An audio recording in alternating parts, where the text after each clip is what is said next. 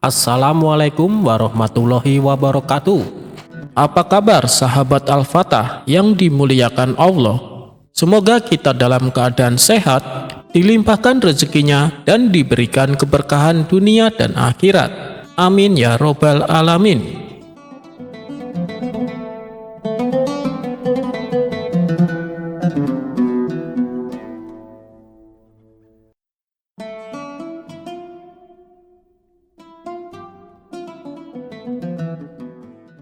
Dikisahkan, Abu Nawas sedang menderita sakit pada salah satu matanya. Mendapat kabar tersebut, Baginda Raja lantas mengunjungi Abu Nawas untuk melihat keadaannya. "Wahai Abu Nawas, kenapa tidak kau obati?" tanya Baginda Raja. "Sudah, Paduka Yang Mulia," jawab Abu Nawas. "Oh, baguslah. Jangan lupa diminum ramuan obatnya secara teratur," tutur Baginda Raja. Setelah mengobrol panjang lebar, Baginda Raja iseng-iseng bertanya, "Wahai Abu Nawas, menurutmu apakah sakit mata itu ada manfaatnya?" Abu Nawas dengan entengnya menjawab, "Oh, tentu saja ada, Paduka, bahkan bisa menghasilkan uang." Baginda Raja yang tadinya hanya bercanda mendadak serius menanggapi jawaban Abu Nawas. "Bagaimana bisa, Abu Nawas?" tanya Baginda Raja penasaran. "Begini, Paduka Yang Mulia, apabila seorang tabib mengobati seorang pasien yang sedang sakit mata, sekali berobat pasti biayanya mahal. Apalagi bila yang berobat adalah para pejabat istana, pasti dia akan menaikkan tarifnya. Paduka bisa bayangkan sendiri kan, berapa banyak uang yang didapatkan oleh si tabib," celetuk Abu Nawas. Mendengar hal itu, Baginda Raja pun tertawa. "Ada-ada saja kamu, Abu Nawas. Lalu kalau untuk si penderita sendiri, apa manfaatnya? Seperti kamu ini misalnya. Kamu kan sedang sakit mata. Apa manfaatnya untukmu?" tanya Baginda Raja. "Dengan adanya sakit mata, saya jadi semakin disayang istri, Paduka," jawab Abu Nawas. "Loh, kok bisa? Apa alasannya?" tanya Baginda Raja. "Karena aku tidak mungkin begadang kumpul bersama teman-temanku," jawab Abu Nawas. Untuk kedua kalinya Baginda Raja dibuat tertawa. "Oh iya, Abu Nawas, ketika sakit mata, makanan apa yang jadi pantangan?" tanya Baginda Raja.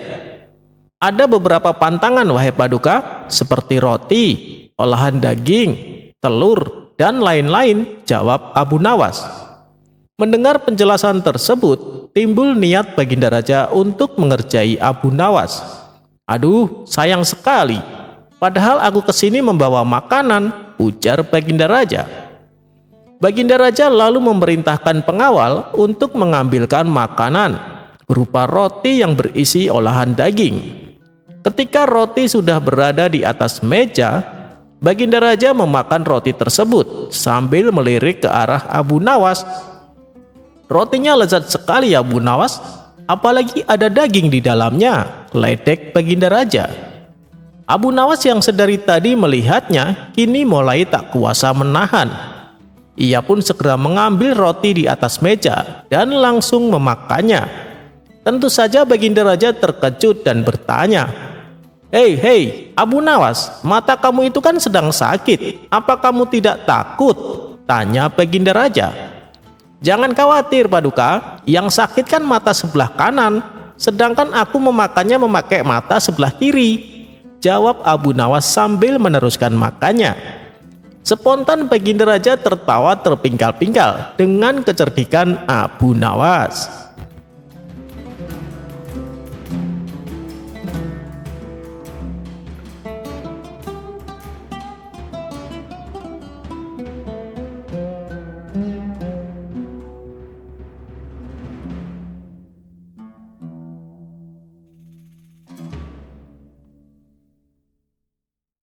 Cara Abu Nawas mengembala kambing. Pada suatu hari, Abu Nawas dipanggil untuk menghadap raja di istana. Kemudian oleh raja diberikan 2 ekor kambing, yang satu kurus dan yang satu gemuk. Kemudian raja berkata, "Wahai Abu Nawas, ini ada 2 ekor kambing. Gembalakanlah olehmu. Aku beri waktu 40 hari. Ketika sampai waktunya, engkau bawa kembali kedua ekor kambing tersebut. Keduanya harus sama-sama gemuk. Jangan ada lagi kambing yang kurus ini." "Daulat tuanku, bagaimana caranya agar kedua kambing ini sama-sama gemuk?" tanya Abu Nawas. "Carilah caranya sendiri, wahai Abu Nawas. Kalau berhasil seperti yang aku perintahkan, akan aku beri hadiah untukmu 1 kilo emas. Dan kalau tidak berhasil, engkau akan aku gantung di alun-alun istana." "Gawat sekali ini, bisa mati di tiang gantungan aku," pikir Abu Nawas. Tiada tempat untuk menceritakan masalahnya. Berat sekali titah raja kali ini. Ketika Abu Nawas tengah berpikir, raja kembali bertanya, "Bagaimana? Apakah engkau mengerti, wahai Abu Nawas?" "Daulat tuanku, hamba mengerti. Insya Allah akan hamba kerjakan seperti perintah tuanku raja. Allah akan mengabulkan hajat tuan raja tersebut. Sebelum itu, ada hal yang ingin hamba minta pada tuan raja. Berilah hamba 2 orang untuk membantu hamba mengembalakan kambing tersebut pagi dan sore," jawab Abu Nawas. "Baiklah, aku kabulkan permintaanmu," jawab baginda raja. 2 orang pembantu diberikan oleh raja kepada Abu Nawas. Kemudian ia berpamitan kepada raja. 2 ekor kambing raja diperintahkan untuk dihela oleh 2 orang pembantu yang diberikan raja. Kambing-kambing tersebut segera dibawa pulang ke rumah Abu Nawas. Sesampainya di rumah, Abu Nawas membuat 2 buah kandang. Kedua kandang tersebut dibuat dinding yang sangat rapat, sehingga gelap gulita di dalam kandang tersebut. 1 kandang untuk kambing yang gemuk, yang 1 lagi untuk kambing yang kurus. Disitulah kedua kambing tersebut ditempatkan. Siang dan malam tak pernah dikeluarkan, makan dan minuman diletakkan ke dalam kandang. Di dalam kandang yang berisi kambing gemuk, diletakkan seekor kucing hitam. Di waktu malam, mata kucing tersebut menyala merah. Melihat hal itu, kambing yang gemuk tadi menjadi ketakutan. Kambing gemuk mengira itu adalah mata harimau. Dengan situasi seperti itu, makanan yang diberikan terasa tidak enak. Walaupun tetap mengunyah rumput, tetapi tidak merasa enak karena ketakutan. Karena itulah kambing gemuk tersebut tidak bertambah gemuk. Lain halnya dengan kambing yang kurus, makanan dimakan dengan nyaman, siang dan malam hatinya senang. Karena itulah dari hari ke hari kambing tersebut semakin sehat sehingga tubuhnya gemuk menyerupai kambing yang satu lagi. Singkat cerita, ketika telah sampai waktunya 40 hari, dibawalah kedua kambing tersebut ke istana raja. Kedua kambing tersebut dikembalikan kepada baginda raja. Sambil menyerahkan kambing tersebut, Abu Nawas berkata, "Daulat tuanku, kedua kambing sudah sama-sama gemuk seperti kehendak tuanku raja. Sekarang hamba kembalikan kepada tuan raja, dan hamba meminta hadiah 1 kilo emas seperti janji tuanku raja." Baginda raja memperhatikan kambing-kambing tersebut. Ketika dilihat oleh baginda raja, kedua kambing tersebut memang sudah sama-sama gemuk. Kemudian raja bertanya kepada kedua pembantu yang membantu Abu Nawas untuk mengembalakan kambing tersebut.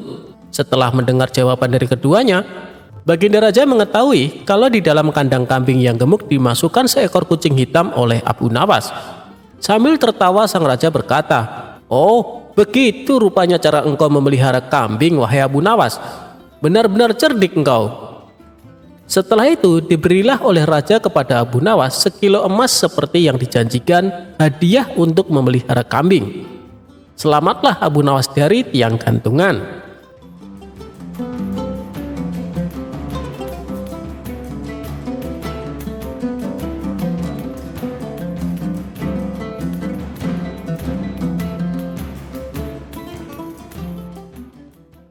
Rumah Abu Nawas konon pernah didatangi Abu Jahil yang terkenal pelit. Ia lalu menjelaskan tujuan kedatangannya. Dia ingin meminjam 100 dinar. Tentu saja Abu Nawas terkejut mendengarnya. "Dari mana saya mendapatkan uang sebanyak itu?" kata Abu Nawas. "Ayolah, aku yakin kamu pasti ada. Pinjami aku selama sebulan," pinta Abu Jahil mengadu. Awalnya, Abu Nawas tidak mau mengabulkan permintaan Abu Jahil. Namun, karena terus-menerus didesak, Abu Nawas tidak bisa menolak. "Tapi harus janji, hanya sebulan saja," kata Abu Nawas mengingatkan. "Ya, saya berjanji Abu Nawas, bulan depan kebun saya akan panen. Saya pasti akan mengembalikan uang pinjaman ini," jawab Abu Jahil. Singkat cerita, setelah 1 bulan, Abu Jahil tidak pernah mengembalikan uang tersebut. Padahal saat itu kebun Abu Jahil memiliki hasil panen yang melimpah ruah. "Payah Abu Jahil, dia tidak menepati janjinya," batin Abu Nawas. Karena membutuhkan uang, Abu Nawas terpaksa pergi ke rumah Abu Jahil untuk menagih hutangnya. "Bagaimana dengan janjimu Abu Jahil? Katanya kamu akan mengembalikan uang itu dalam waktu sebulan," kata Abu Nawas. Abu Jahil menjawab bahwa dia tidak bisa membayar hutangnya. Ia beralasan bahwa uang hasil kebunnya digunakan untuk mengobati saudaranya yang sakit. "Jangan khawatir Abu Nawas, saya pasti akan membayar bulan depan," kata Abu Jahil. Abu Nawas sangat kecewa. Akhirnya dia pulang tanpa membawa uang sepeser pun. Beberapa hari kemudian, Abu Nawas mendengar kabar bahwa Abu Jahil sering mengundang teman-temannya ke rumah untuk berpesta. Mendengar hal tersebut, Abu Nawas menjadi emosi. "Kurang ajar, katanya dia kekurangan uang, tetapi dia malah sering mengadakan pesta," gerutu Abu Nawas. Abu Jahil pasti tidak akan membayar hutangnya karena 1000 alasan. Akhirnya, Abu Nawas mendapatkan ide untuk mengerjai si Abu Jahil. Keesokan harinya, Abu Nawas pergi ke desa seberang untuk menemui sahabatnya. Dia mulai menyusun strategi dan meminta bantuan seorang teman. Setelah strateginya matang, Abu Nawas segera mendatangi rumah Abu Jahil. "Mengapa kamu di sini Abu Nawas? Aku kan sudah bilang jika mengembalikannya uang itu bulan depan," kata Abu Jahil. "Jangan salah paham Abu Jahil, aku di sini bukan untuk menagih hutang. Aku ingin mengajakmu bertemu dengan orang pintar," jawab Abu Nawas. "Ada perlu apa memangnya?" tanya Abu Jahil penasaran.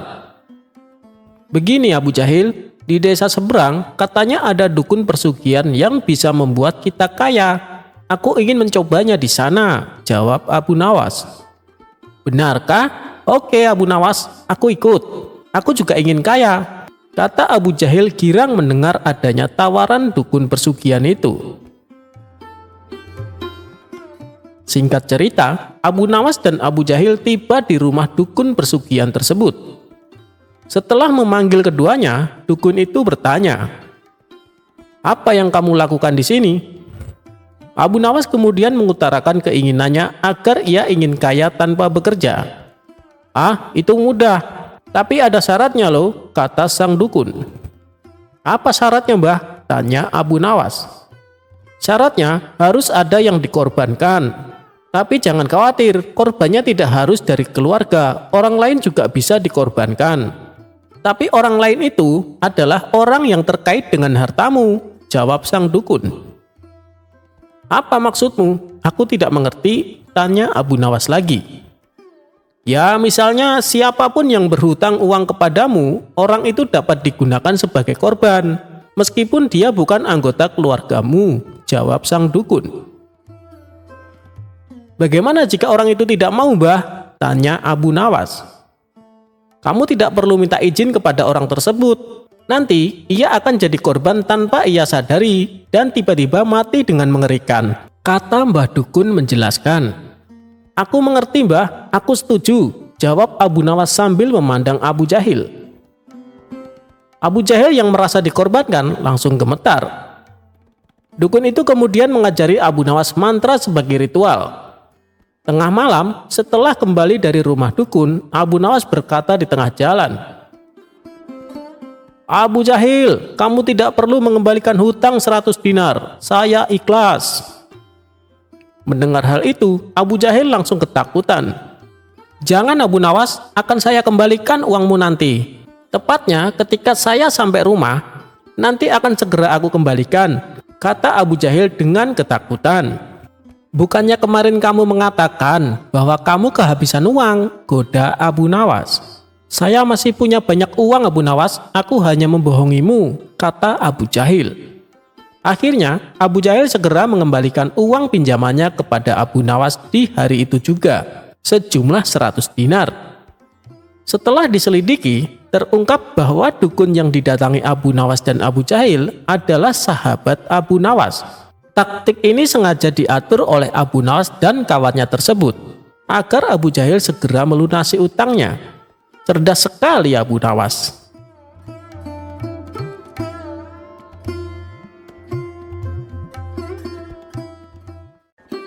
Tipu daya seorang menteri. Dengan menggunakan metode pengajaran yang khusus, ternyata Abu Nawas juga bisa menyulap seekor keledai yang dungu menjadi pintar membaca.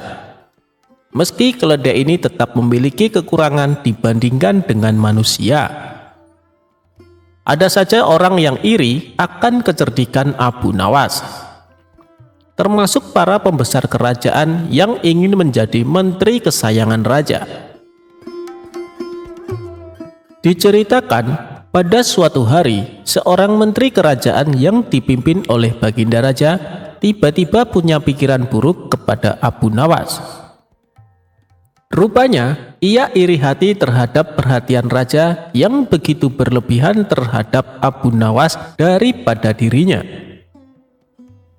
Tanpa ada sebab, menteri itu memberikan seekor keledai kepada Abu Nawas.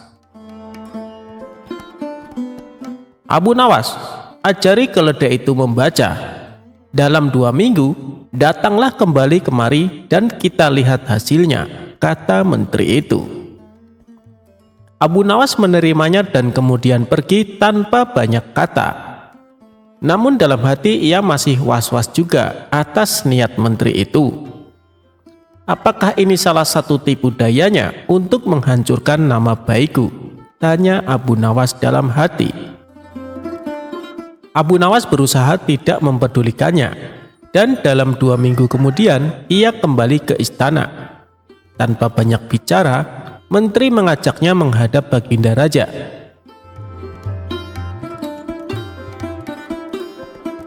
"Baginda, akan aku tunjukkan siapa sebenarnya diriku ini," kata menteri itu dengan lantang. "Hai menteri, ada apa dengan dirimu?" bentak Baginda Raja. "Tenang Baginda, hari ini Baginda akan tahu kecerdasan akal saya sebenarnya mengungguli kecerdasan Abu Nawas," ucap menteri tersebut. "Apalagi yang akan dibuat oleh menteri ini?" kata Abu Nawas dalam hati. "Baiklah, jika salah satu dari kalian menang, maka ia berhak mendapatkan sekantung dinar ini. Tetapi bagi yang kalah, ia akan dihukum 3 bulan di penjara," titah sang raja. Tanpa bisa mengelak, Abu Nawas terpaksa menyanggupi permainan aneh itu. Tiba-tiba, menteri itu menunjuk ke sebuah buku besar.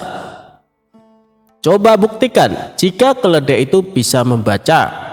Bukankah engkau cerdas dalam segala hal?" kata menteri kepada Abu Nawas. Abu Nawas lalu menggiring keledainya ke buku itu dan membuka sampulnya. Si keledai menatap buku itu dan tak lama kemudian mulai membalik halamannya dengan lidahnya.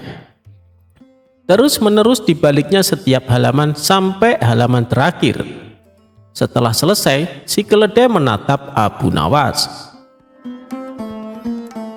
"Demikianlah keledaiku bisa membaca," kata Abu Nawas. Kini giliran si menteri untuk menginterogasi. "Bagaimana caramu mengajari dia membaca?" tanyanya. Jadi begini, sesampainya di rumah, aku siapkan lembaran-lembaran besar mirip buku dan aku sisipkan biji-biji gandum di dalamnya. Keledai itu harus belajar membalik-balikan halaman untuk bisa memakan biji-biji gandum itu. Sampai ia terlatih betul untuk membalik halaman buku dengan benar, jelas Abu Nawas.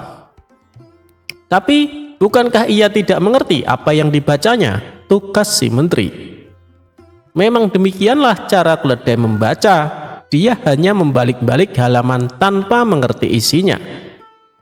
Kalau kita membuka-buka buku tanpa mengerti isinya, kita disebut sebodoh keledai, bukan? Jawab Abu Nawas sambil tersenyum. Jawaban Abu Nawas ini mendapatkan anggukan dari Baginda Raja.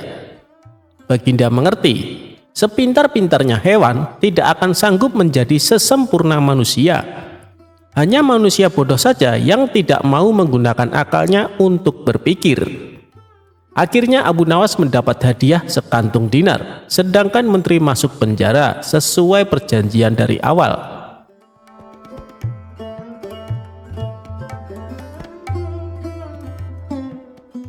Prajurit sombong kena batunya. Berawal dari suatu pagi, Abu Nawas sedang duduk-duduk santai di teras rumahnya. Mendadak datanglah beberapa prajurit istana. "Pak Tua, di manakah aku bisa menemukan tempat untuk bersenang-senang di daerah sekitar sini?" tanya seorang prajurit yang ternyata komandan prajurit. "Kalau tidak salah di sebelah sana," jawab Abu Nawas males-malesan. "Di manakah tempat itu?" tanya prajurit lainnya dengan sifat yang tidak menghargai. "Pergilah ke arah sana lurus tanpa belok-belok, maka kalian akan menjumpai tempat untuk bersenang-senang," jawab Abu Nawas. Rombongan tentara kerajaan itu akhirnya pergi juga menuju tempat yang sudah ditunjukkan Abu Nawas. Setelah beberapa saat, kagetlah mereka semua karena tempat yang mereka cari tidak ditemukan, kecuali hanya pemakaman yang sangat luas. Tentu saja hal ini membuat para prajurit berang, karena merasa telah ditipu oleh Abu Nawas. Mereka pun kembali lagi ke tempat Abu Nawas. "Hai Pak Tua, keluarlah engkau. Kenapa engkau berani sekali membohongi kami?" tanya sang komandan yang tidak tahu kalau yang diajak bicara itu sebenarnya Abu Nawas, si penasehat kerajaan. "Siapakah engkau ini berani sekali membohongi kami?" tanya salah seorang prajurit. "Aku adalah Abdi," jawab Abu Nawas. Abu Nawas terkesan asal bicara. Komandan dan para prajurit merasa geram dan marah. "Prajurit, tangkap dia!" perintah komandan kepada para anak buahnya. "Engkau akan kubawa ke panglima kami," tambah komandan kepada Abu Nawas. Rupanya Abu Nawas dihadapkan ke panglima kerajaan. "Wahai panglima, kami telah menangkap seorang pembohong yang berani membohongi pasukan kerajaan," kata komandan melaporkan. Panglima bersikap biasa saja. Bahkan dia memerintahkan kepada prajurit untuk melepaskan borgol di tangan Abu Nawas. Komandan dan para prajurit terkejut dan merasa heran. Setelah itu panglima mendekati Abu Nawas. "Tuan, maafkan perbuatan anak buahku ini ya," kata panglima itu dengan sangat sopan. Panglima dan Abu Nawas sudah saling mengenal. Mereka seringkali bertemu ketika sang khalifah mengundang ke istana. Betapa terkejutnya sang komandan dan para prajurit. Perasaan sombong dan congkak yang tadi menyelimuti mereka seakan berubah menjadi rasa takut. "Wahai Tuan Abu Nawas, sebenarnya kebohongan apa yang mereka sangkakan kepadamu?" tanya panglima. "Wahai panglima, mereka memintaku menunjukkan tempat untuk bersenang-senang. Tentu saja aku tunjukkan kuburan. Karena kuburan adalah tempat yang lebih baik bagi orang-orang yang taat kepada Allah Subhanahu wa Ta'ala. Di sana pula dia akan mendapat hidangan yang nikmat dari Allah Subhanahu wa Ta'ala, terbebas dari rasa fitnah dan kejahatan manusia dan makhluk lainnya," jawab Abu Nawas serius. Panglima tersenyum mendengar penjelasan Abu Nawas. Komandan istana lantas buru-buru mendekati Abu Nawas. Maafkan hamba Tuan Abu Nawas, andai saja hamba mengetahui bahwa Tuan adalah Tuan Abu Nawas, tentu kami tidak akan berani membawa Tuan ke hadapan Panglima, kata komandan lagi. Wahai komandan, apakah aku telah membohongi kalian? Bukankah aku berkata benar? Aku adalah abdi, dan setiap orang adalah abdi Allah Subhanahu wa Ta'ala, termasuk kalian semuanya, tutur Abu Nawas. Anda benar tuanku, jawab komandan dengan malu hati.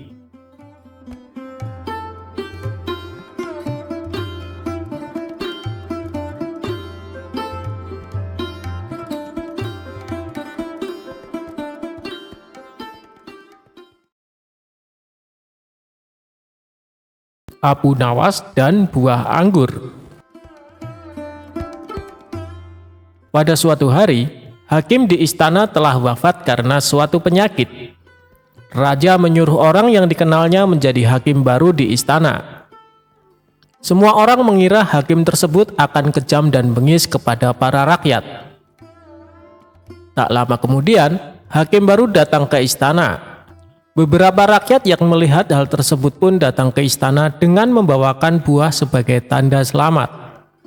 Hakim bertanya kepada seluruh rakyat yang datang, "Di mana Abu Nawas?" "Kami tidak tahu, Tuan Hakim," jawab salah satu rakyat. Kemudian, setelah selesai dari istana, beberapa orang memberitahu Abu Nawas mengenai hakim baru. Setelah mengetahui hal tersebut, Abu Nawas pergi ke istana dengan membawa buah-buahan di atas nampan. Sayangnya, ketika di jalan semua buahnya jatuh menggelinding. Abu Nawas berusaha mengambil semua buah-buahannya. Karena cukup kesal dan lelah, Abu Nawas memakan semua buah-buahan hingga tersisa satu butir buah. Satu butir buah tersebut dibawanya ke istana. Dan hakim baru yang melihat Abu Nawas menyambutnya dengan hangat. Kemudian Abu Nawas mempersembahkan satu butir buah yang dia bawa. Dengan hal itu, ternyata hakim malah senang. "Meskipun hadiahmu sederhana, kamu berhak menerima hadiah yang besar dariku," ucap hakim. Hakim kemudian meminta prajurit untuk memberikan satu kantong uang yang banyak. Abu Nawas senang dengan pemberian hakim baru. Kemudian dia kembali pulang ke rumah. Sesampainya di rumah, Abu Nawas menceritakan semuanya kepada istrinya. Setelah diberitahu, istrinya menyarankan Abu Nawas untuk memberikan buah yang lebih banyak lagi kepada hakim agar mendapatkan uang yang banyak. Keesokan harinya, Abu Nawas membawa buah nanas di keranjang yang telah dia persiapkan. Saat di jalan, Abu Nawas bertemu dengan temannya. "Kamu mau kemana, Abu Nawas?" tanya temannya. "Aku mau ke istana bertemu dengan Tuan Hakim," jawab Abu Nawas. "Apakah nanas yang kau bawa itu untuk Tuan Hakim?" tanya temannya. "Ya, tentu," kata Abu Nawas. Teman Abu Nawas menyarankan dia untuk memberikan buah anggur saja agar lebih pantas diterima oleh hakim baru.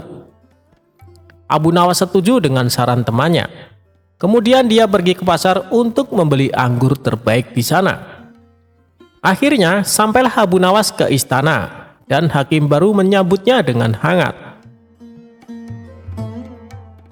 Setelah mengetahui buah yang dibawa Abu Nawas, hakim sangatlah marah. "Kamu tahu kan saya paling benci dengan buah anggur," ucapnya penuh dengan emosi. Kemudian hakim meminta prajurit untuk melempari buah anggur ke Abu Nawas.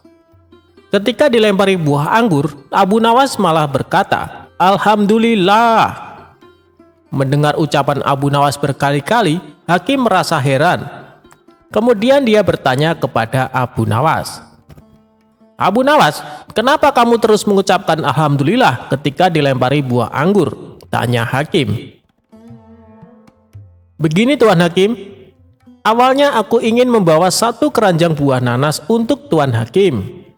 Untungnya ada temanku yang menyarankan untuk membawa buah anggur saja. Bayangin coba kalau buah nanas yang dilemparkan. Bisa benjol kepala saya, jawab Abu Nawas cengengesan. Mendengar jawaban Abu Nawas, hakim terpingkal-pingkal mendengarnya. Kemudian dia diperbolehkan kembali pulang ke rumah.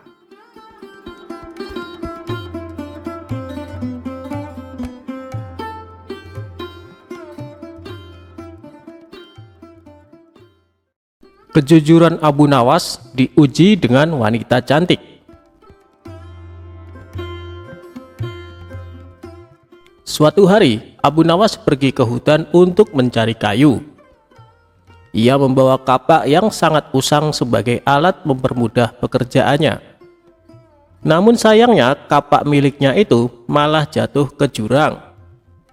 Melihat Abu Nawas yang sedang panik dan bingung karena kapak satu-satunya jatuh ke jurang, jin itu langsung berubah jadi seorang kakek-kakek. Jin yang menjelma jadi kakek-kakek itu langsung menanyakan apa yang sedang terjadi. Lalu Abu Nawas mengatakan kalau kapak miliknya jatuh ke jurang dan kesulitan mengambilnya. Kemudian kakek itu menawarkan diri membantu mengambil kapak milik Abu Nawas. Namun kapak yang diambil sang kakek dari dalam jurang terlihat berbeda, berlapis emas dan sangat mewah. "Apakah ini milikmu, nak?" tanya kakek itu. "Bukan, kek," ujar Abu Nawas. Lalu kakek itu langsung menggantinya lagi. Kali ini kapak yang tidak kalah mewah, yaitu dilapisi intan permata sehingga terkesan mewah sekali. "Apakah itu kapakmu, anak muda?" kata kakek itu. "Bukan, kek, kapak saya jelek dan berkarat," terang Abu Nawas. Kakek itu pun berkata dalam dirinya bahwa Abu Nawas ini memang benar-benar jujur. Sebelum memberikan 2 kapak mahal tadi, kakek itu bertanya kepada Abu Nawas, "Mengapa tetap ingin kapaknya yang sudah usang itu? Aku tidak mau mengambil yang bukan hak saya, kek. Aku adalah orang yang selalu bersyukur dengan apa yang saya miliki. Bagiku, kapak jelek ini adalah rezeki yang luar biasa, karena bisa memberikan nafkah yang halal," tutur Abu Nawas. Akhirnya, kakek itu memberikan kapak berlapis emas dan intan permata tadi kepada Abu Nawas sebagai hadiah karena sudah jujur. Ia pulang dengan membawa 3 kapak, yaitu kapak jelek miliknya, kapak yang terbuat dari emas, dan kapak yang berlapiskan intan permata. Tidak sampai di situ, jin tadi masih ingin menguji kejujuran Abu Nawas. Godaan yang diberikan melalui harta tidak berhasil. Akhirnya jin yang menjelma jadi seorang kakek tersebut akan mengujinya dengan wanita. Kakek itu kemudian menculik istri Abu Nawas, kemudian menyembunyikannya ke alam jin. Setelah pulang dari hutan, Abu Nawas langsung mencari istrinya. Ke semua sudut ruangan ia cari, namun istrinya menghilang secara misterius.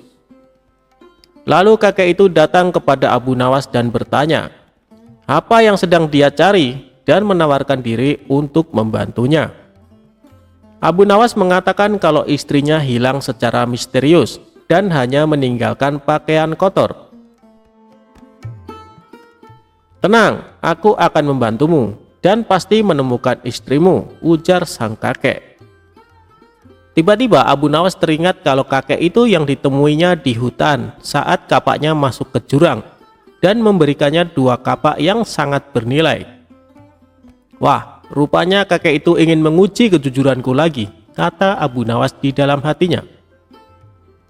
Kakek itu lalu datang membawa wanita yang sangat cantik dan bertanya kepada Abu Nawas, apakah benar orang itu adalah istrinya. Abu Nawas melihat dari ujung kepala sampai ujung kaki. Apakah benar wanita ini adalah istrinya? "Benar, kek, ini istri saya," katanya.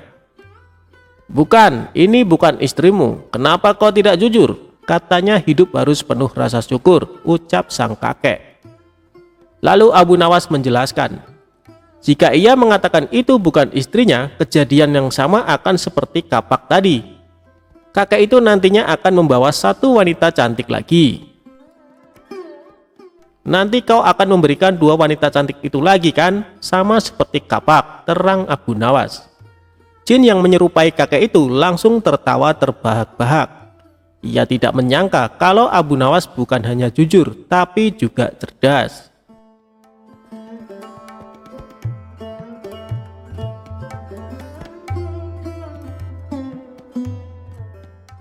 Abu Nawas mengambil mahkota dari surga.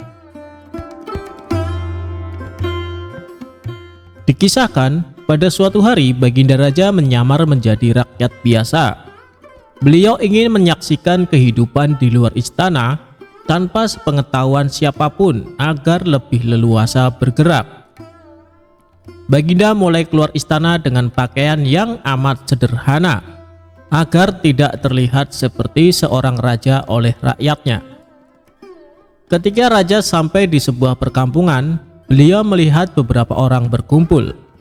Setelah Baginda mendekat, ternyata seorang ulama sedang menyampaikan kuliah tentang alam barzah. Kemudian ada pertanyaan dari seseorang yang datang dan bergabung di tempat itu. Ia bertanya kepada ulama tersebut, "Kami menyaksikan orang kafir pada suatu waktu dan mengintip kuburnya. Tetapi kami tidak mendengar mereka berteriak dan tidak pula melihat penyiksaan-penyiksaan yang katanya sedang dialaminya. Maka bagaimana cara membenarkan sesuatu yang tidak sesuai dengan yang dilihat mata?" tanya orang itu.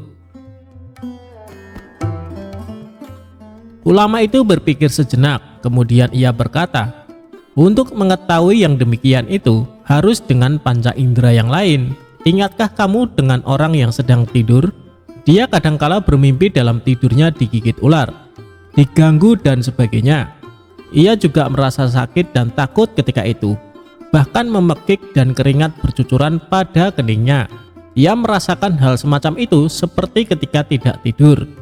Sedangkan engkau yang duduk di dekatnya menyaksikan keadaannya seolah-olah tidak terjadi apa-apa.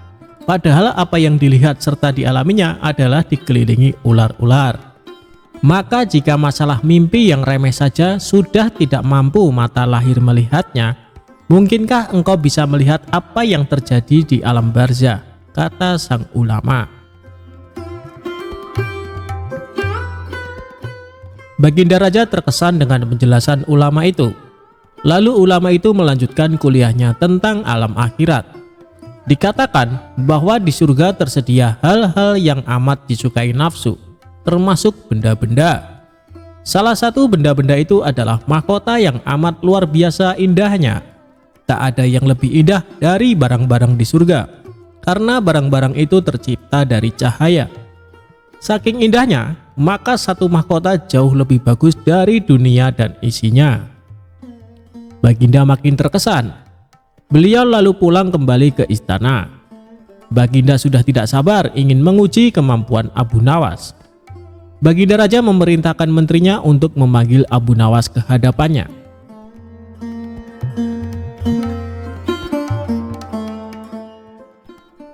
Singkat cerita, Abu Nawas pun menghadap Baginda Raja. "Aku menginginkan engkau sekarang juga berangkat ke surga.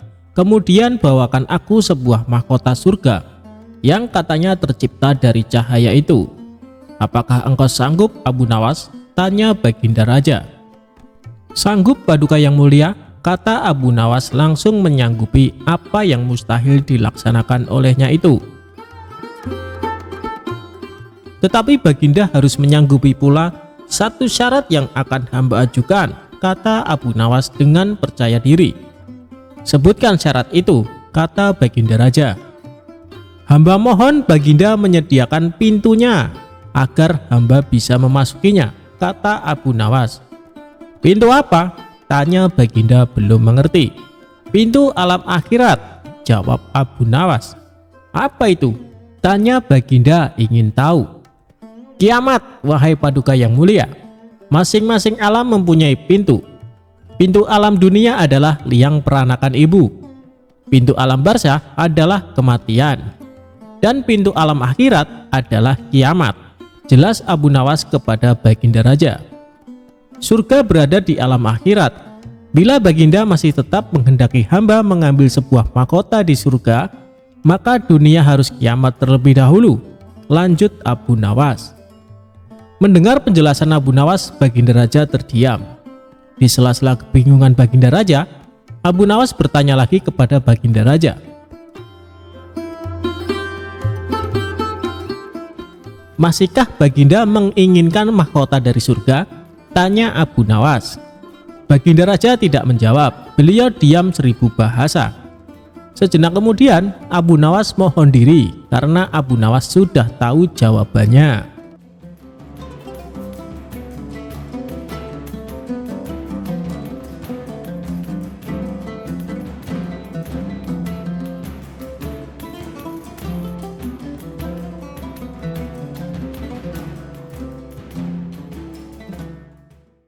Diceritakan, Abu Jahil tinggal berdekatan dengan rumah Abu Nawas.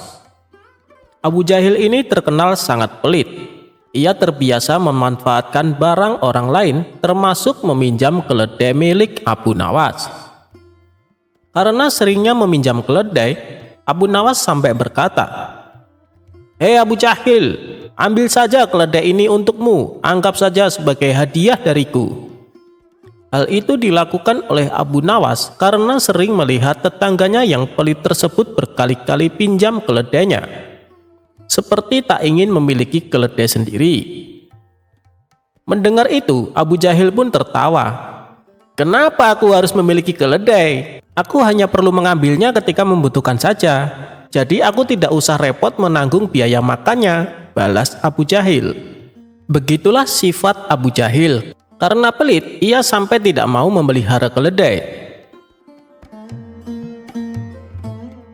Suatu ketika, Abu Jahil jatuh sakit. Ia sudah berobat kemana-mana, tapi penyakitnya tak kunjung sembuh. Abu Jahil lalu meminta nasihat kepada Abu Nawas. "Tolonglah Abu, apa yang harus aku lakukan agar bisa sembuh?" ucap Abu Jahil. "Begini Abu Jahil, mungkin penyakitmu ini karena akibat sifatmu sendiri. Hilangkanlah sifat pelit dan bakhilmu. Insya Allah penyakitmu bisa hilang," tutur Abu Nawas. "Baiklah Abu Nawas, aku nazar kalau aku sembuh, aku akan mentraktir kawan-kawan kita," balas Abu Jahil. Tidak berselang lama, Abu Jahil sembuh dari sakitnya dan menemui Abu Nawas. "Kamu sudah sembuh Abu Jahil?" tanya Abu Nawas. "Alhamdulillah Abu Nawas, dan aku berniat melaksanakan nazar dengan mengundang kawan-kawan kita makan," jawab Abu Jahil. Kemudian dengan ditemani Abu Nawas, Abu Jahil berkeliling kampung untuk mengundang kawan-kawannya. Setelah malam tiba, kawan-kawannya sempat ragu untuk datang sebab mereka tahu Abu Jahil sangat pelit. Namun Abu Nawas meyakinkan mereka kalau kali ini Abu Jahil benar-benar akan mentraktir mereka makan. Ini merupakan suatu nazar yang diucapkan sewaktu sakit, kata Abu Nawas. Maka mereka pun bersedia mendatangi undangan Abu Jahil. Dan di sana mereka melihat berbagai macam hidangan lezat sudah tersedia di meja makan. Tidak lama kemudian, Abu Jahil datang dan duduk di kursi yang sudah disediakan. Untuk menghormati tuan rumah, mereka menunggu Abu Jahil yang mengambilnya terlebih dahulu. Ketika mencicipi daging sapi, ia langsung berteriak, "Hei pelayan, kenapa masakan daging sapi ini tidak dikasih garam? Masukkan lagi ke dalam," perintah Abu Jahil. Si pelayan segera mengambil daging sapi dan membawanya masuk. Kemudian Abu Jahil mencicipi masakan ayam kalkun. "Hei pelayan, kenapa masakan daging kalkun ini kebanyakan kecap dan membuat rasanya tidak enak? Masukkan kembali ke dalam," perintah Abu Jahil. Si pelayan kembali mengambil masakan ayam kalkun dan membawanya masuk. Begitulah seterusnya, satu persatu hidangannya lenyap dari meja makan. Abu Nawas dan kawan-kawan merasa kecewa karena merasa dipermainkan oleh Abu Jahil. Kini di meja tersisa satu hidangan, yaitu hidangan daging burung puyuh kesukaan Abu Nawas. Ketika hendak mencicipinya, Abu Nawas langsung mencegahnya. "Hei Abu Jahil, apa kau tidak tahu? Daging puyuh kalau dimakan suka bergerak-gerak. Saya khawatir kalau itu mengandung racun." Mendengar itu, Abu Jahil langsung merinding. "Apa iya Abu Nawas? Jangan kau mengada-ngada. Silahkan coba sendiri kalau tidak percaya," balas Abu Nawas. Abu Jahil menjadi ragu mencicipi masakan daging burung puyuh. Ia pun menyuruh Abu Nawas mencicipinya. Namun Abu Nawas mengajak kawan-kawannya untuk bersama menyantap hidangan burung puyuh. Dan tak terasa, masakan habis tak tersisa. Sementara Abu Jahil hanya melihat itu semua.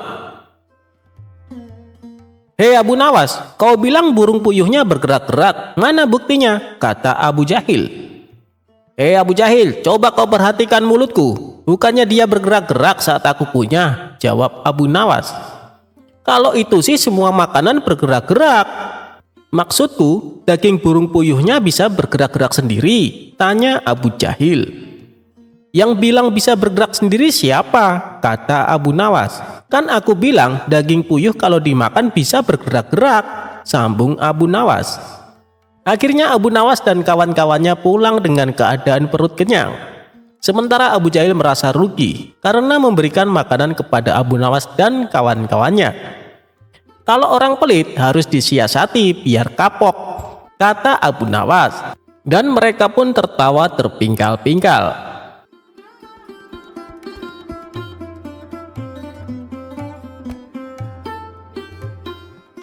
Abu Nawas bunuh diri dengan racun. Bukannya mati tapi malah kenyang.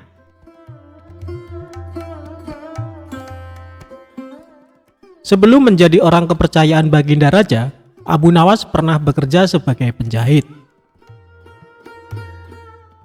Kala itu, Abu Nawas bekerja sebagai penjahit pakaian pada seorang tuan yang memiliki toko pakaian. Karena sifatnya yang sangat rajin dan ulet dalam bekerja, maka Abu Nawas sangat dipercayai oleh tuan majikannya. Bahkan di tempat kerjanya, Abu Nawas dicap sebagai salah satu pekerja yang paling teladan. Namun sayangnya tuan majikan Abu Nawas adalah orang yang sangat pelit sekali. Bahkan tuannya tersebut tidak pernah memberikan perhatian khusus apalagi bonus kepada Abu Nawas. Tidak jarang tuannya tersebut sering membawa banyak sekali makanan ke tempat usahanya. Namun tidak ada satupun pekerja yang diberikan atau ditawari makanan tersebut. Sehingga sikap tuannya tersebut lama-kelamaan membuat Abu Nawas merasa jengkel. Karena sudah terlalu jengkel dengan tuannya, pada sebuah kesempatan Abu Nawas akhirnya memutuskan untuk mengerjai tuannya tersebut. Abu Nawas mengerjai majikannya dengan alasan ingin bunuh diri menggunakan racun. Suatu ketika, tuan majikan Abu Nawas datang dengan membawa sebuah kendi yang berisi madu. Karena Abu Nawas melihat hal itu, kemudian dia menghampiri tuannya sembari menanyakan apa isi dari kendi tersebut. Selain itu, ia juga meminta kepada tuan majikannya agar diberikan isi dari kendi tersebut. Karena tuannya sangat pelit, maka dengan sengaja ia berbohong kepada Abu Nawas dengan mengatakan kendi tersebut berisi racun. Abu Nawas pun kemudian hanya mengangguk tanda ia percaya kepada tuan majikannya. Padahal dirinya mengetahui kalau tuan majikan sedang berbohong tentang isi kendi tersebut. Terlebih lagi, Abu Nawas sempat mencium bau madu dari kendi yang dibawa oleh tuan majikannya. Tidak lama kemudian, tuan majikan Abu Nawas harus pergi karena ada keperluan. Karena dirasa kendi yang berisi madu tersebut aman dari para pekerjanya, termasuk Abu Nawas, maka kendi tersebut tetap dibiarkan di sana. Melihat kendi berisi madu tersebut ditinggalkan oleh tuannya, maka Abu Nawas tidak membuang-buang kesempatan. Dia pun berusaha menjual sepotong pakaian dan membeli sebuah roti untuk dimakan dengan madu milik tuannya. Setelah berhasil menjual pakaian dan membeli roti, Abu Nawas langsung melahapnya bersama madu milik majikannya. Dia pun memakan roti dan madu majikannya dengan sangat lahap. Tanpa sadar, madu tersebut akhirnya habis tidak tersisa. Dalam kondisi yang kekenyangan, Abu Nawas kemudian meletakkan kendi itu ke tempat semula, lalu melanjutkan pekerjaannya. Tidak lama berselang, majikannya pun kembali dan membawa sebungkus roti yang akan dimakan bersama madunya. Kemudian, majikan Abu Nawas tersebut langsung menghampiri kendi miliknya untuk mengambil madu yang ada di dalamnya. Namun alangkah terkejutnya sang majikan setelah mengetahui kendi tersebut kosong dan tidak ada madunya. Selain itu, ia juga merasa sangat kesal karena mengetahui sepotong kainnya telah hilang tanpa adanya laporan. Kemudian tuan itu berbicara kepada dirinya sendiri dan menganggap hal ini pasti ulah dari Abu Nawas. Selanjutnya, tuan majikan tersebut langsung menghampiri Abu Nawas yang sedang sibuk menjahit pakaian sembari berkata seperti ini. Abu Nawas, apa yang sebenarnya terjadi? Mengapa isi kendi ini kosong?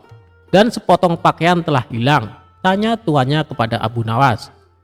Maaf tuan, tadi sewaktu tuan pergi ada sekelompok pencuri datang mengambil sepotong pakaian, jawab Abu Nawas.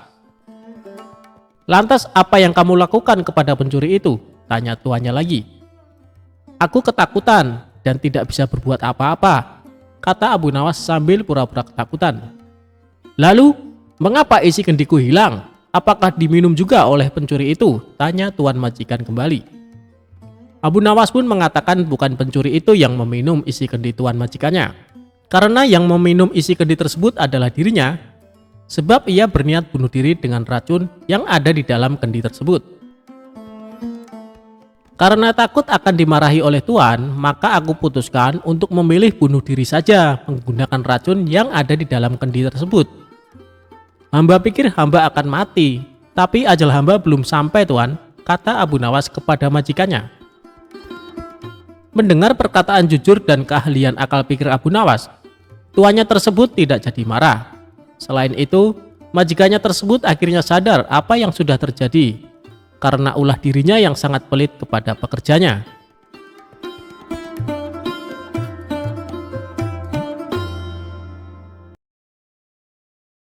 Abu Nawas bikin kesal pencuri sepatu. Suatu hari Abu Nawas membeli sepatu yang terbilang unik dan menarik. Saat pergi ke masjid, ada seseorang yang selalu mengamati sepatu barunya tersebut. Dia adalah pencuri yang menginginkan sepatu Abu Nawas. Si pencuri diam-diam mengikuti Abu Nawas dari belakang. Mengetahui sepatunya jadi incaran, Abu Nawas pun langsung waspada. Sesampainya di masjid, Abu Nawas terpaksa memakai sepatu barunya itu ke dalam masjid. Melihat hal itu, sang pencuri menjadi kesal. Waduh, aku tidak bisa mencuri sepatunya, gumam pencuri itu. Setelah selesai, Abu Nawas bergegas pulang. Baru beberapa langkah keluar masjid, pencuri itu memanggilnya.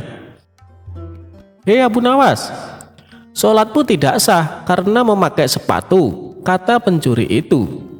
Lebih baik kau ulangi sholatmu dan lepaskan sepatumu, sambung pencuri tadi. Biarkan saja, kalaupun aku tidak memperoleh pahala sholatku, setidaknya aku masih memperoleh sepatu baruku, jawab Abu Nawas. Mendengar hal itu, si pencuri merasa terkejut. Ternyata Abu Nawas sudah mengetahui niatnya. Pencuri itu pun cepat-cepat meninggalkan Abu Nawas.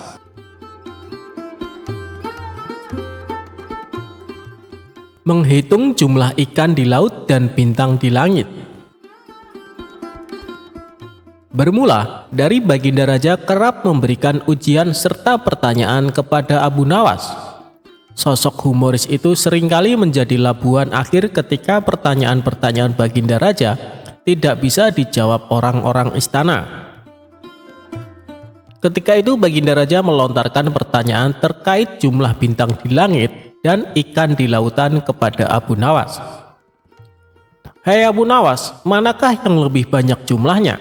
Bintang-bintang di langit ataukah ikan-ikan di lautan? Ikan-ikan di laut, jawab Abu Nawas dengan tangkas. Bagaimana kau bisa langsung memutuskan begitu? Apakah engkau pernah menghitung jumlahnya? Tanya Baginda Raja. Abu Nawas menerangkan, Paduka yang mulia, ikan-ikan di laut setiap hari ditangkapi dalam jumlah besar oleh warga dunia, tetapi jumlah mereka tetap banyak, seolah-olah tidak pernah berkurang. Lalu dengan bintang-bintang di langit? Tanya Baginda Raja penasaran.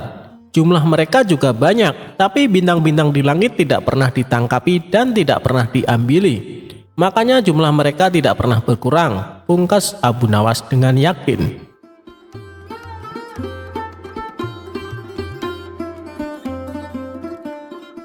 Abu Nawas ajak pencuri menginap di masjid.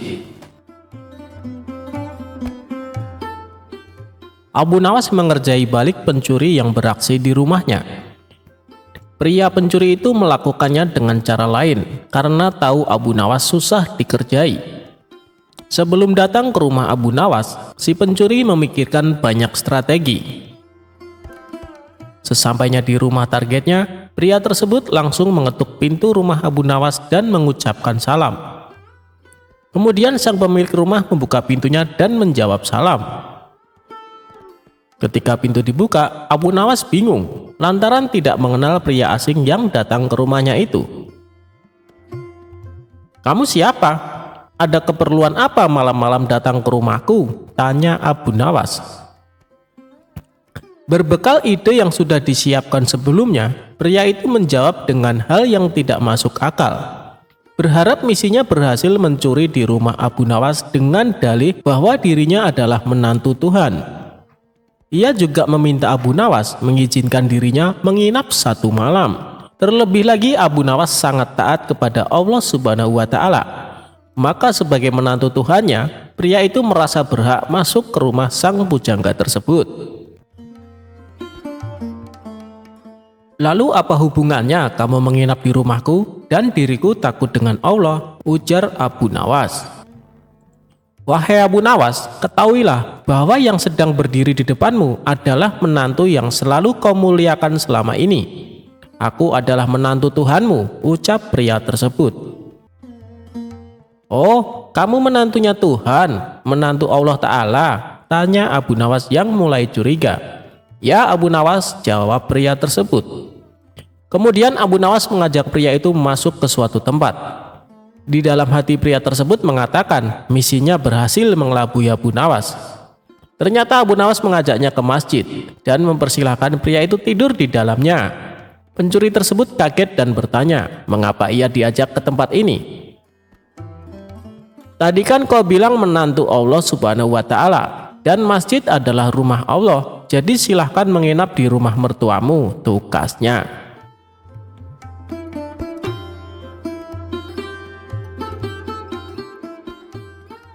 Abu Nawas tertipu setelah jauh-jauh pergi ke India.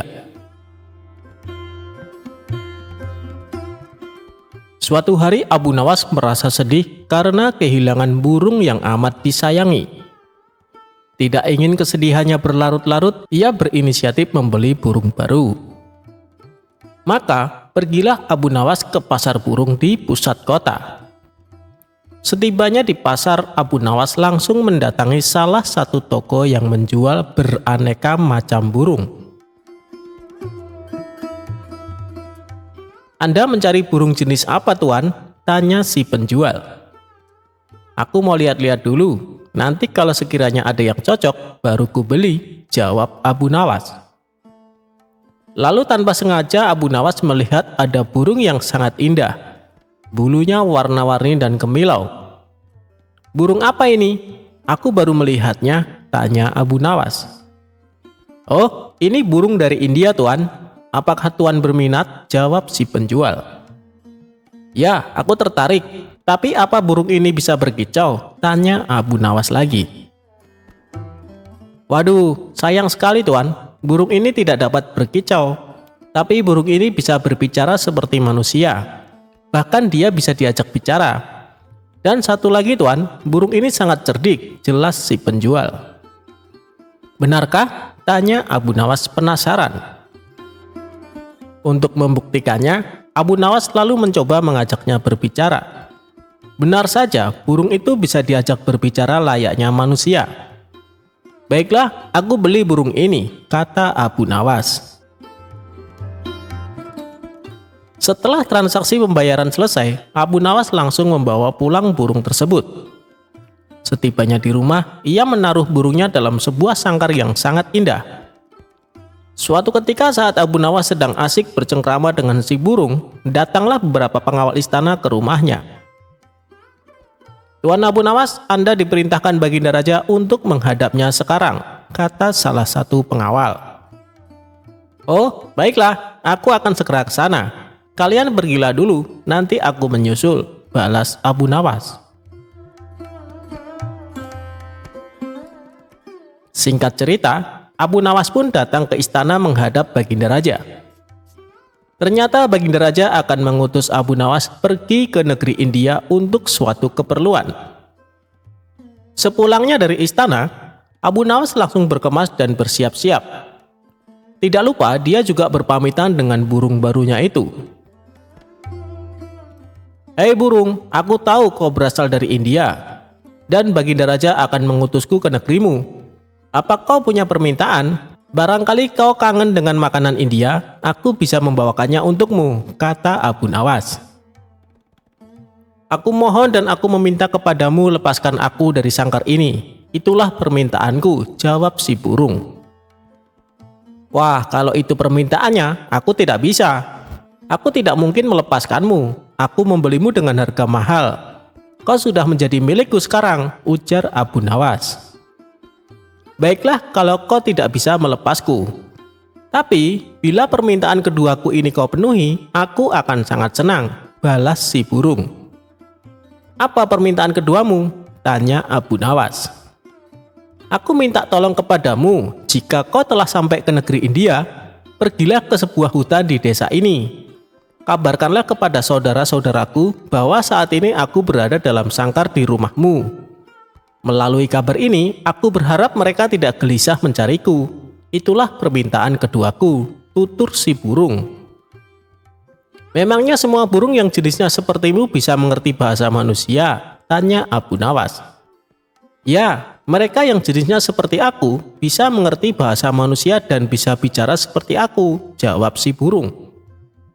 "Baiklah, aku akan berusaha memenuhi permintaanmu kali ini," ucap Abu Nawas. Singkat cerita, sampailah Abu Nawas di negeri India. Ia pun langsung melaksanakan tugas dari Baginda Raja. Setelah tugas-tugasnya selesai, barulah Abu Nawas menuju hutan di desa yang dimaksud oleh burungnya.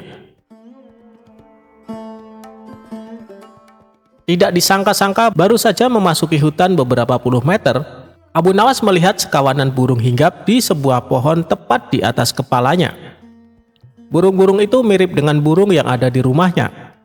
Ia segera saja berkata ke sekawanan burung itu, "Wahai burung, aku ingin menyampaikan pesan dari saudaramu, bahwa saat ini saudaramu terkurung di dalam sangkar yang ada di dalam rumahku. Kalian jangan mencarinya, karena saat ini saudaramu telah menjadi milikku," kata Abu Nawas.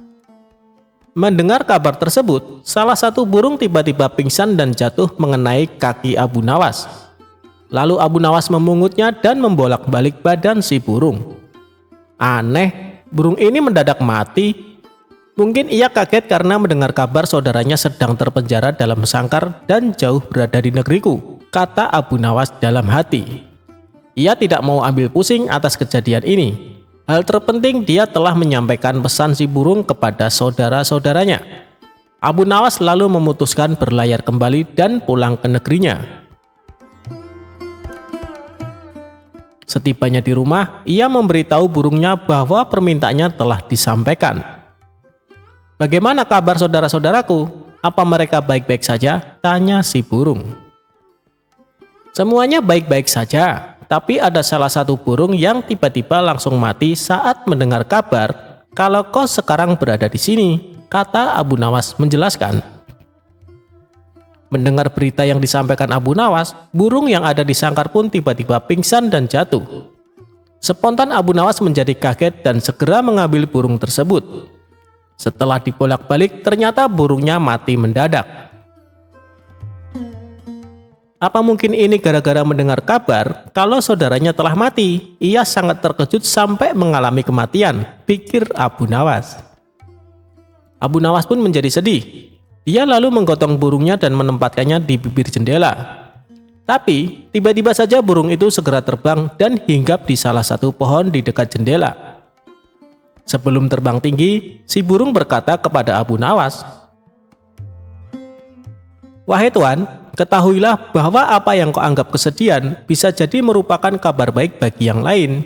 Mungkin Tuan bersedih karena aku lepas dari sangkarmu, tapi aku bahagia karena bisa lepas dari sangkarmu." Si burung lalu terbang tinggi meninggalkan Abu Nawas. Ternyata benar apa yang dikatakan si penjual burung di pasar. Si burung bukan hanya bisa bicara, tapi juga cerdik. "Aku telah dikelabui oleh burung itu," pungkas Abu Nawas kecewa.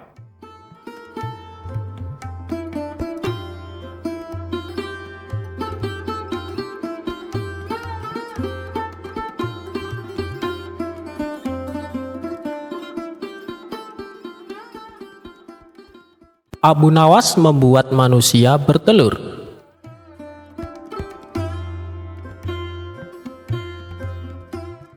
Baginda Raja ingin mengalahkan Abu Nawas. Pasalnya, Abu Nawas yang banyak akal ini selalu lolos dari perangkapnya. Namun, seberapapun banyaknya perangkap-perangkap yang selama ini dibuat oleh sang raja, semua bisa diatasi dengan cara-cara yang cemerlang oleh Abu Nawas. Tapi, Baginda Raja tidak mau putus asa begitu saja. Masih ada puluhan jaring muslihat yang telah disiapkan untuk menjeratnya, hingga bisa menghukum Abu Nawas ini. Baginda Raja beserta para menteri yang setia sering mengunjungi tempat pemandian air hangat yang hanya dikunjungi para pangeran, bangsawan, dan orang terkenal. Pada suatu sore yang cerah, ketika Baginda Raja beserta para menterinya berendam di kolam, sang raja tiba-tiba berkata kepada para menterinya, "Aku punya akal untuk menjebak Abu Nawas," kata Baginda Raja dengan wajah yang ceria. "Apakah itu, wahai Paduka yang mulia?" tanya salah seorang menteri dengan antusias. "Kalian tak usah tahu dulu, aku hanya ingin kalian datang lebih dini besok sore. Jangan lupa, datanglah besok sebelum Abu Nawas datang, karena aku akan mengundangnya untuk mandi bersama kita," kata Baginda Raja memberi pengarahan. Baginda Raja memang sengaja tidak mau menyebutkan tipuan apa yang akan digelar besok. Disimpannya baik-baik rencana itu. Kemudian Abu Nawas pun diundang untuk mandi bersama Baginda Raja dan para menteri di pemandian air hangat yang terkenal itu. Baginda Raja dan para menteri sudah datang terlebih dahulu. Baginda terlihat membawa 19 butir telur ayam. 18 butir dibagikan kepada para menterinya, sementara 1 butir untuk dirinya sendiri. Kemudian Baginda Raja memberi pengarahan singkat kepada para menteri tentang apa yang telah direncanakan untuk menjebak Abu Nawas. Ketika Abu Nawas datang, Baginda Raja beserta para menteri sudah berendam di kolam. Abu Nawas melepas pakaian dan langsung ikut berendam. Sebenarnya, dalam hati Abu Nawas berharap-harap cemas. Dia sedang menduga-duga kira-kira permainan apa lagi yang akan dia hadapi kali ini. Mungkin permainan kali ini lebih berat karena Baginda Raja tidak memberi waktu untuk berpikir. Tiba-tiba, Baginda Raja membuyarkan lamunan Abu Nawas. Beliau berkata kepada Abu Nawas, "Hai Abu Nawas, aku mengundangmu mandi bersama karena ingin mengajak engkau ikut dalam permainan kami," kata Baginda Raja. "Permainan apakah itu, Paduka yang mulia?" tanya Abu Nawas belum mengerti. "Kita sekali-sekali melakukan sesuatu yang secara alami hanya bisa dilakukan oleh binatang. Sebagai manusia, kita harus bisa melakukan dengan cara kita masing-masing," kata Baginda Raja sambil tersenyum. "Hamba belum mengerti, Baginda yang mulia," kata Abu Nawas agak ketakutan. "Masing-masing dari kita harus bisa bertelur seperti ayam, dan barang siapa yang tidak bisa bertelur, maka ia harus dihukum," kata Baginda Raja. Abu Nawas tidak bisa berkata apa-apa. Wajahnya nampak murung. Dia semakin yakin dirinya tak akan bisa lolos dari lubang jebakan Baginda Raja dengan mudah. Melihat wajah Abu Nawas murung, wajah Baginda Raja semakin berseri-seri. Dia berpikir kali ini jebakannya bakal berhasil. Nah, sekarang apa lagi yang kita tunggu? Kita menyelam lalu naik ke atas sambil menunjukkan telur kita masing-masing. Perintah Baginda Raja. Baginda Raja dan para menteri mulai menyelam, kemudian naik ke atas satu persatu dengan membawa sebutir telur ayam. Abu Nawas masih di dalam kolam. Ia tentu saja tidak sempat mempersiapkan telur, karena ia memang tidak tahu kalau ia diharuskan bertelur seperti ayam. Kini Abu Nawas tahu kalau Baginda Raja dan para menteri telah mempersiapkan telur masing-masing satu butir. Karena belum ada seorang manusia pun yang bisa bertelur dan tidak akan pernah ada yang bisa. Karena dadanya mulai terasa sesak, Abu Nawas cepat-cepat muncul ke permukaan. Kemudian naik ke atas. Baginda Raja langsung mendekati Abu Nawas. Abu Nawas tampak tenang, bahkan ia berlaku aneh. Tiba-tiba saja, ia mengeluarkan suara seperti ayam jantan berkokok keras sekali, sehingga Baginda Raja dan para menterinya merasa heran. Ampun tuanku yang mulia, hamba tidak bisa bertelur seperti Baginda dan para menteri, kata Abu Nawas sambil membungkuk hormat. Kalau begitu engkau harus dihukum, kata Baginda bangga, karena kali ini idenya berhasil. Tunggu dulu wahai tuanku yang mulia, kata Abu Nawas memohon. Apalagi Abu Nawas, kata Baginda Raja tidak sabar. Paduka yang mulia, sebelumnya izinkan hamba membela diri. Sebenarnya kalau hamba mau bertelur, hamba tentu mampu. Tetapi hamba merasa jadi ayam jantan, maka hamba tidak bisa bertelur. Hanya ayam betina saja yang bisa bertelur. Kukuruyuk, kata Abu Nawas dengan membusungkan dada. Baginda Raja tidak bisa berkata apa-apa. Wajah Baginda Raja dan para menteri yang semula ceria penuh kemenangan mendadak berubah menjadi merah padam karena malu, sebab mereka dianggap ayam betina. Abu Nawas memang cerdik. Karena merasa malu, Baginda Raja dan para menteri segera berpakaian dan kembali ke istana tanpa mengucapkan sepatah kata pun. Sekali lagi Abu Nawas berhasil lolos dari jebakan sang raja. Memang Abu Nawas banyak akalnya dan telah diakui oleh para ilmuwan sebagai ahli mantik atau ilmu logika. Gampang saja baginya untuk membolak-balikan dan mempermainkan kata-kata guna menjatuhkan mental lawan-lawannya.